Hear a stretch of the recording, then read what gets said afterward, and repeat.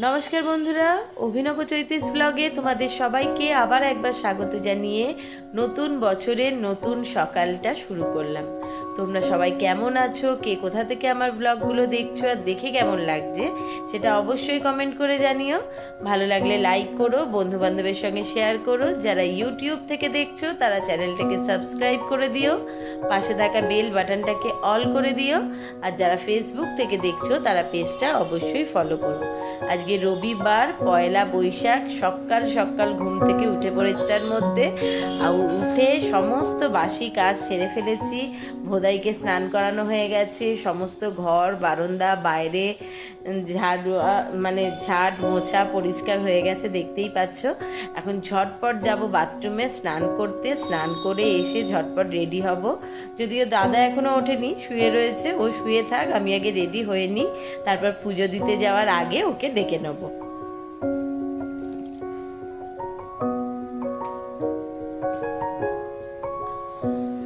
স্নান সেরে আস্তে আস্তেই দাদা উঠে পড়েছিল, তাকে চা করে দিয়ে ঝটপট রেডি হয়ে একদম সোজা চলে এসেছি মন্দিরে পুজো দিতে।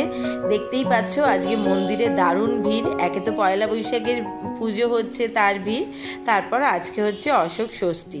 তো দুরকম পুজো দুদিকে চলছে। আর এই যে আমার ঘরের মা লক্ষ্মী, সিদ্ধিদাতা গণেশ, দুজনকে পরিষ্কার করিয়ে ফুল মালা দিয়ে যেটুকু যা মিষ্টি জিনিসপত্র লাগে সেসব নিয়ে চলে এসেছি।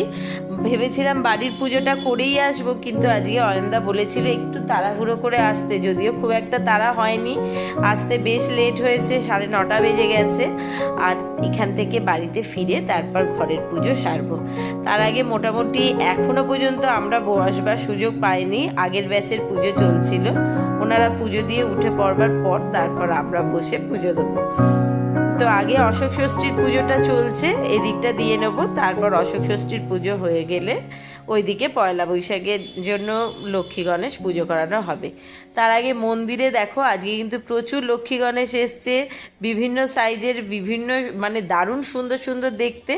ওইখানের ঠাকুরটা দেখো বেশ অনেকটা বড় আর দেখতেও খুব সুন্দর লাগছে। পাশে নিচে আমার ঠাকুরকে বসানো রয়েছে, এরকম অনেক ঝুড়িতে করে করে অনেক ঠাকুরই দেখলাম। পুজো তো সকাল থেকে শুরু হয়েছে, প্রচুর ঠাকুর এতগুলো পুজো করিয়ে বাড়িতে নিয়ে চলে গেছেন অনেকে। আমি যদিও লেট, তো যখন আমি পুজো দিতে এসেছি তখন এই ঠাকুরগুলো পুজো করানো চলছিল। চলো এবার ঝটপট পুজোগুলো দেব, ওনারা উঠে পড়লে। তার আগে এখানেও দুখানা ঝুড়িতে দেখলাম দুখানা ঠাকুর বসানো আছে। এই দেখো এখানেও একজোড়া লক্ষ্মী গণেশ, আর পাশে আবার দেখছি সিংহাসনে বসানো ছোট্ট ছোট্ট দুটো লক্ষ্মী গণেশ। ছোট্ট বড় যেমনই হোক না কেন, এই লক্ষ্মী গণেশগুলোকে মাটির সাজে কিন্তু দেখতে বেশি ভালো লাগে। কাপড় পরানো বেশ সুন্দর, গণেশ ঠাকুরের মাথায় মুকুট পরানো, মা লক্ষ্মীর মাথায়, দেখতে ভারী সুন্দর লাগে। কিন্তু প্রত্যেক বছর আমিও এরকমই পুজো করতাম। গত বছর তো দেখতেই পেয়েছো, আগের ব্লগে শেয়ার করেছিলাম যে গত বছর আমি একেবারে পেতলের লক্ষ্মী গণেশ কিনে নিয়েছি, আর সেটাই এখন পুজো করিয়ে নিয়ে বাড়ি ফিরবো, তারপর ঘরের পুজো সারবো।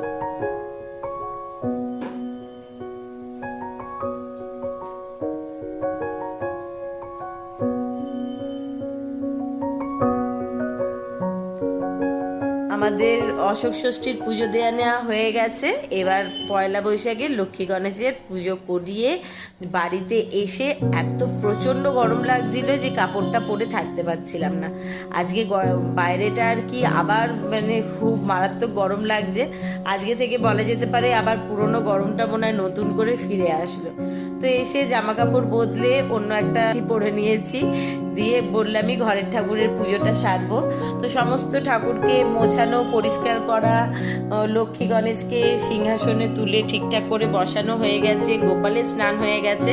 এবার গোপালের জন্য যে নতুন জামাগুলো নিয়ে এসেছিলাম, পয়লা বৈশাখ বলে কথা, সবাইকে শুভেচ্ছা জানাচ্ছি, শুভ কামনা জানাচ্ছি, সবাই সারা বছর যেন ভালোভাবে থাকে সেই রকম বলছি। আর আমার গুবলু সোনা দিনটা নতুন জামা পরে শুরু করবে না, সেটা তো ভালো লাগে না। তো এই 3টে জামা এনেছিলাম, ইচ্ছা ছিল ওই জামা গেঞ্জি আর প্যান্ট যেটা কিনেছি ওটা পরাবার, কিন্তু মনে হচ্ছে ওটা একটু ছোট হবে। তো যাই হোক, অন্য আর একটা জামা পরিয়ে চলো ঝটপট পুজোটা করিয়ে ঠাকুরগুলোকে আজকে একটু ফুল মালা দিয়ে সাজিয়ে নিই।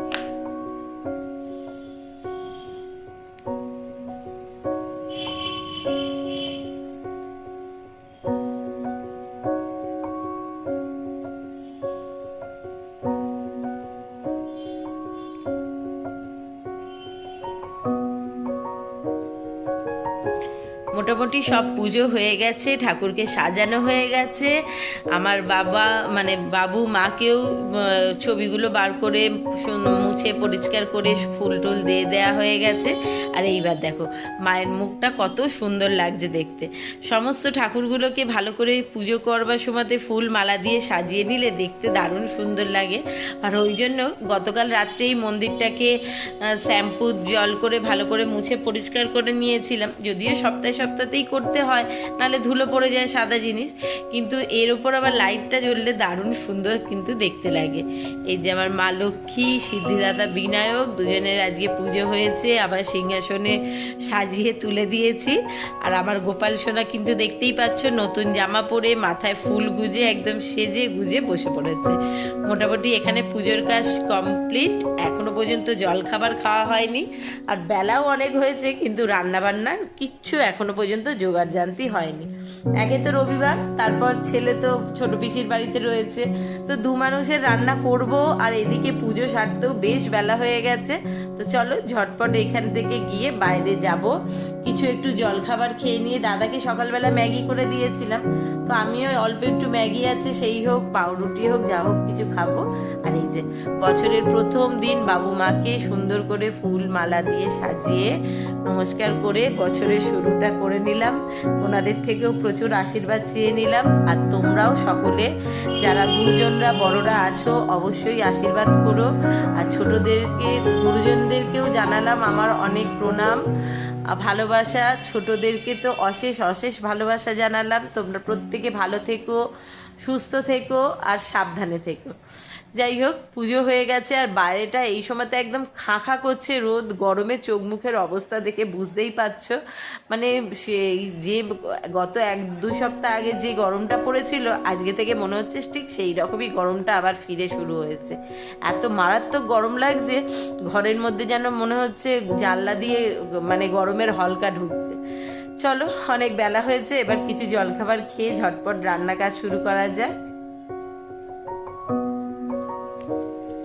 ঝটপট করে এসে অনেক কাজ সেরে ফেলেছি। একটুখানি পাউরুটি বাটার খেয়ে নিয়েছি কলা দিয়ে। আর আজকে যেহেতু অশোক ষষ্ঠী, গদটাও খেতে হতো, সেটাও খাওয়া হয়ে গেছে। মানে 6টা অশোক ফুল, 6টা মুখ কড়াই, একটু ঠাকুরের দই মিষ্টি কলার মধ্যে দিয়ে যেমন গদ খাওয়া হয় আমাদের অশোক ষষ্ঠীর নিয়ম, সেরকম খেয়ে নিয়েছি। আর এসে অল্প করে আলু সেদ্ধ করে একটু কষা আলুর দম করা হয়ে গেছে, ময়দা মেখে ঢাকা দিয়ে রেখেছি। আর এখন চলছে আলু পটলের কষা। তো আলু পটলটাকে ভালোভাবে, এমনি তো নিরামিষের তরকারি, খুব একটা কিছু বিশেষ দেওয়া নেই, গোটা জিরে গোটা গরম মশলা ফোড়ন দিয়ে পটলগুলোকে একটু, পটল আলু দুটোকেই একটু লাল লাল করে ভালো করে একটু তেল বেশি দিয়ে ভেজে নিয়েছি। পটলে একটু তেল না বেশি হলে ভালো লাগে না, ক্যাচ ক্যাচ করে নালে। আর একটু হিং ভিজিয়ে রেখেছিলাম জলে, সেটাই এখন কষাবার সময়তে দিয়ে দিলাম। আর আদা, টমেটো, লবণ, মিষ্টি, লঙ্কা, যেমন রোজকার মশলা, একটু জিরে গুঁড়ো সব দিয়ে ভালোভাবে কষিয়ে নেওয়া হয়ে গেছে।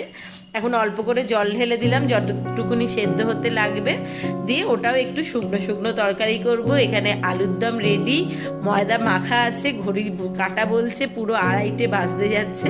চলো এবার ঝটপট ময়দা থেকে নেচি কেটে আর লুচি ভাজবো, দিয়ে দুজনে খেতে বসি। খিদেও পেয়েছে, আর প্রচুর অনেকটা বেলা হয়ে গেছে আজকে।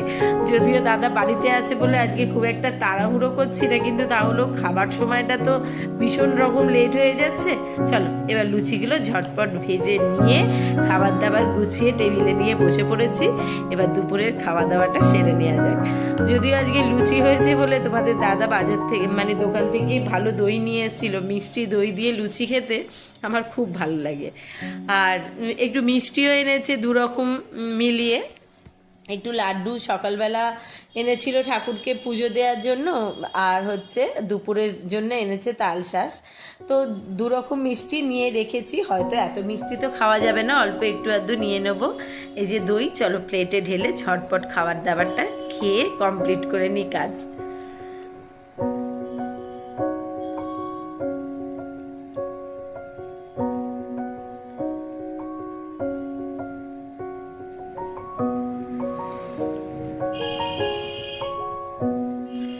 খাওয়া দাওয়া সেরে বেশ কিছুক্ষণ ঘরে গিয়ে রেস্ট নিচ্ছিলাম, দিয়ে বিকেলবেলা উঠে গা হাত মুখ মুখ ধুয়ে সন্ধে দিয়ে ঠাকুরের পুজো সেরে নিয়েছি। এসে গোপালকে শয়ন দেবো, এখন শয়ন দিইনি, দিয়ে একটু রেডি হয়ে পড়েছি। দাদা আগেই রেডি হয়ে নিচে নেমে গেছে, ছেলে এখনও বাড়ি ফেরেনি। এই যে এই শাড়িটা পরেছি, এটা যদিও নতুন শাড়ি, পয়লা বৈশাখের জন্যেই কেনা হয়েছিল। একটু সাজুগুজু করে নিয়েছি, যাব একটু হালখাতা করতে, আর টুকটাক কিছু জিনিস কিনে একটু, যেহেতু রবিবার বিকেলবেলা একটু ঘুরে আসব।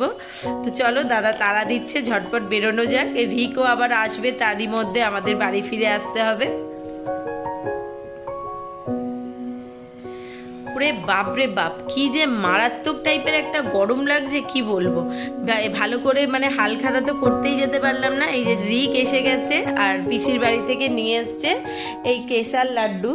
পিসির বাড়িতেও পয়লা বৈশাখের পুজো হয়, তো সেই জন্য ওরা, যেহেতু পিসার বিজনেস রয়েছে, লক্ষ্মী গণেশের পুজো হয় আজকের দিনকে, তো হালখাতাতে সকলকে এই লাড্ডুর বাক্স দেয়া হয়। তো পিসিও আমাদের জন্য পাঠিয়ে দিয়েছে।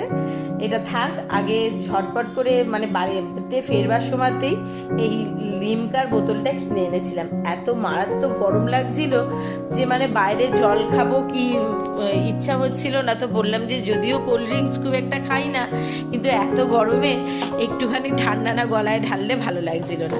একটু লিমকা খেয়ে বাড়িতে এসে ওটাকে রেখে দিয়েছি, কারণ খুব ঠান্ডা। দিয়ে জামা কাপড় বদলে চলে গেছিলাম স্নান করতে, কারণ এত গরম লাগছিল।